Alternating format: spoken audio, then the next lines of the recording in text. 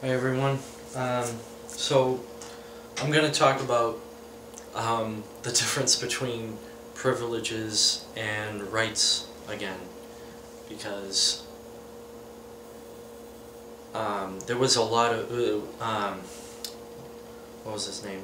Seriously, he and I have had a lot of talking back and forth about this, and I find this to be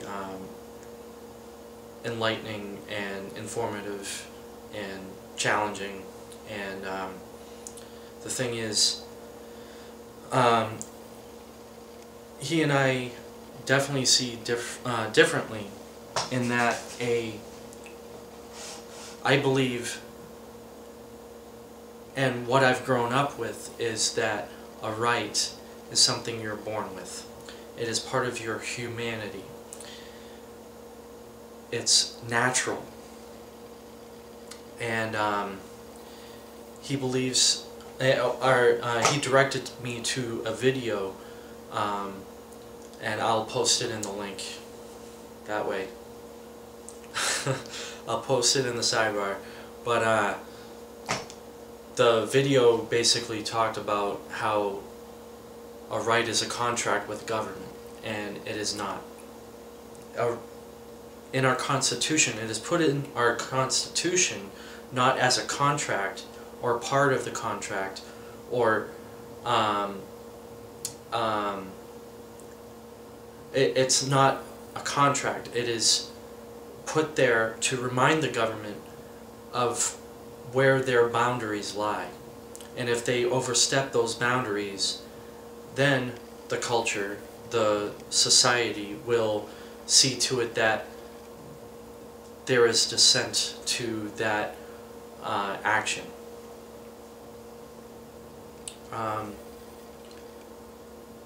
Rights are something that you're born with. The rights are something that cannot be taken away from you, no matter who wants to take it away from you, no matter who makes you scared, no matter how much they make you fear, but they cannot take it away from you. It is something that is not created. A right is not something that is created. It is something that is discovered. I think that's pretty freaking essential to everything here. That is what a natural right, the concept of a natural right is. It's just that we've been discovering them and realizing the better parts of humanity, what is morally abhorrent and morally correct. Torture is morally abhorrent. Racism is immoral. But morally correct would be to discover that there really is no difference between you and me. So I'm a white guy, say you're black. Is that really the only distinction here? Let's say all of our characteristics are the same except for our skin color. There's no difference between us. Let's put it this way. You're blindfolded. Two guys, some guy that sounds like me and talks like me and acts like me and feels like me comes up with, the two of us come up to you. You touch us, you talk to us.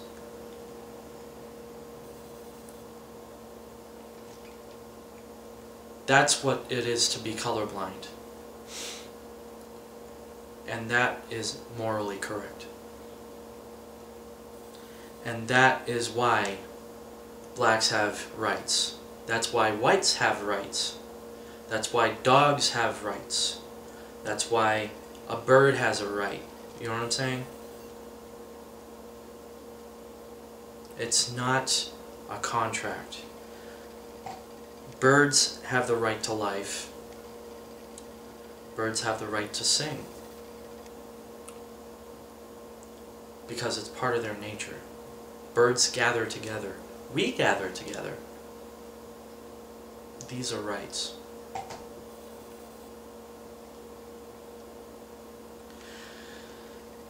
Before man created societies, and I'm sure, you know, the concept is societies start small. And that's why we have a republic, by the way. As societies grow, we lose these concepts because media wants us to forget these things and collectivize us, but divide us at the same time.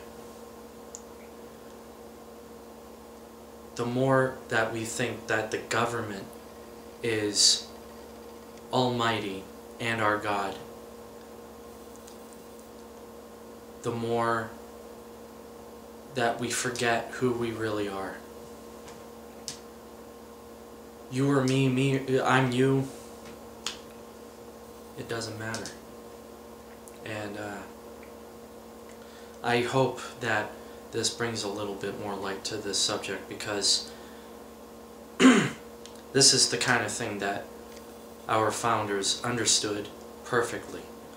And that's why they laid it out in the Constitution. Not because they made a contract with the government, but to make sure that the government is reminded of our rights, and that we will yell at the government if they overrule or overburden us or overextend its reach.